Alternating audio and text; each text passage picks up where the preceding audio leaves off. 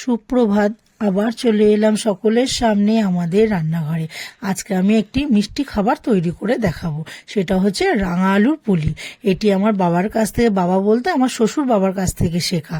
এবার এই রাঙা আলুর পুলিটি তৈরি করতে লাগবে রাঙা আলু বা মিষ্টি আলু, সুজি, নারকেল কোড়া, ময়দা, ছোট এলাচ থেতো করে নেওয়া, মৌরি একটু আধ গুঁড়ো করে নেওয়া, লাগবে চিনি, গুড় আর একটু পরিমাণ মতো নুন আর সাদা তেল। এবার প্রথমে আমি রাঙা আলুগুলোকে খোসা ছাড়িয়ে আমি প্রেসার কুকারে একটু সেদ্ধ করে নেব। এবার রাঙা আলুটা সেদ্ধ হয়ে গেলে ওটা ঠান্ডা হতে হতে আমি ততক্ষণে নারকেলের পুরটা করে নেব। এবার নারকেল আর পাটালি গুড় দিয়ে একসাথে কড়াইয়ের মধ্যে একটু নাড়াচাড়া করতে করতে পুরটা যখন হয়ে যাবে এবার ওটাকে আমি নামিয়ে রাখবো, ওটাও একটু ঠান্ডা হবে। ততক্ষণে আমি এদিকে পুর মানে রাঙা আলুর যেটা ময়দার দিয়ে মাখবো সেটা করে নেব। রাঙা আলুটা ভালো করে মেখে নিয়েছি, ওর মধ্যে সুজি রেখেছি, সুজিটা আগে একটু ভিজিয়ে রেখেছিলাম, আর ময়দা দিয়েছি, আর মৌরিটা যে গুঁড়ো করে রেখেছি মৌরিটা দিয়েছি, আর পরিমাণ মতো একটু নুন দিয়ে ভালো করে ওটাকে একদম মেখে নিয়েছি।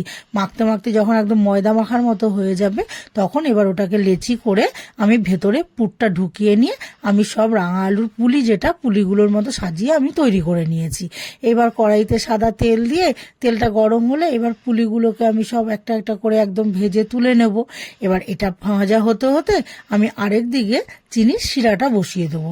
আগে জল দিয়ে দেবো, দিয়ে পরিমাণ মতো চিনিটা দিয়ে দেবো, দিয়ে আর যে ছোট এলাচটা থেতো করে রেখেছি এবার ওর মধ্যে ছোট এলাচটা দিয়ে দেবো।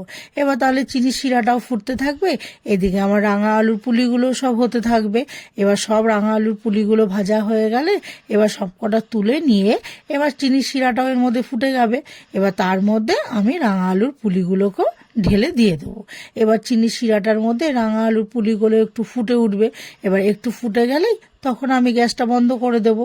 তাহলেই আমার তৈরি হয়ে যাবে রাঙা আলুর পুলি। এই মিষ্টি খাবারটি যদি ভালো লেগে থাকে তাহলে লাইক করবেন, কমেন্ট করে জানাবেন, শেয়ার করবেন, অবশ্যই সাবস্ক্রাইব করবেন। ধন্যবাদ।